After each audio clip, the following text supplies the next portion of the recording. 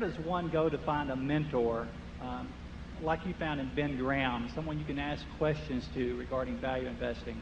My understanding is that the University of Florida has instituted a couple of courses that actually Mason Hawkins gave them a significant amount of money to finance, and I believe they're teaching something other than efficient markets there. There's a very good course at Columbia, I know, that it gets a lot of visiting teachers to come in. I go in there and teach occasionally, but a number of practitioners do. So I think the efficient market theory is less wholly writ now than it was 15 or 20 years ago in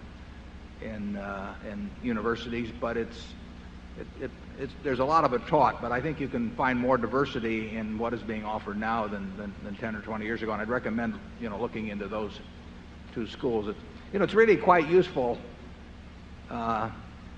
If you had a merchant shipping business, if all of your competitors believe the world is flat, it is a huge edge, because they will not take any they will not take on any cargo to go to places that are beyond where they think they will fall off. And so we should be encouraging the teaching of efficient market theories in universities. And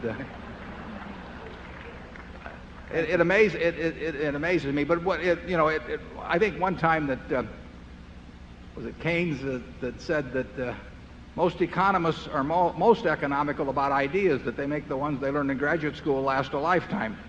And what happens is that you spend years getting your PhD in finance, and you learn theories with a lot of mathematics in them that the average layman can't do, and you become sort of a high priest, and you get an enormous amount of yourself and ego and even professional security invested in those ideas, and it gets very hard to back off after a given point. And I think that to some extent has contaminated the teaching of investing in the universities. Charlie?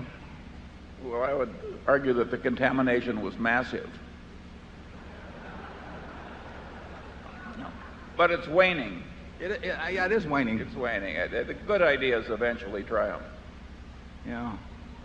The word anomaly I've always found interesting on that, because after a while, I mean, Columbus was an anomaly, but what it means is something that the academicians could not explain, and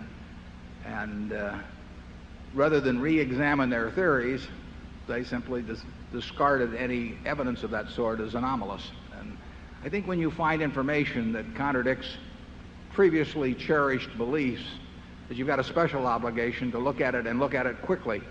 I think Charlie told me that one of the things Darwin did was that whenever he found anything that contradicted some previous belief, he knew that he had to write it down almost immediately, because he felt that the human mind was so conditioned to reject contradictory evidence, that unless he got it down in black and white very quickly, his mind would simply push it out of existence. Charlie knows more about Darwin than I do. Maybe he can explain that. Well, I don't know about Darwin, but I did find it amusing. One of these extreme efficient market theorists explained Warren for many, many years as an anomaly of luck. And he got to 6 sigmas, 6 standard deviations of luck. And then people started laughing at him, because six sigmas of luck is a lot. So he changed his theory. Now Warren has 6 or 7 sigmas of skill. Oh. So you see, I'd rather have the 6 sigmas of luck, actually. The one thing he couldn't bear to leave was his 6 sigmas.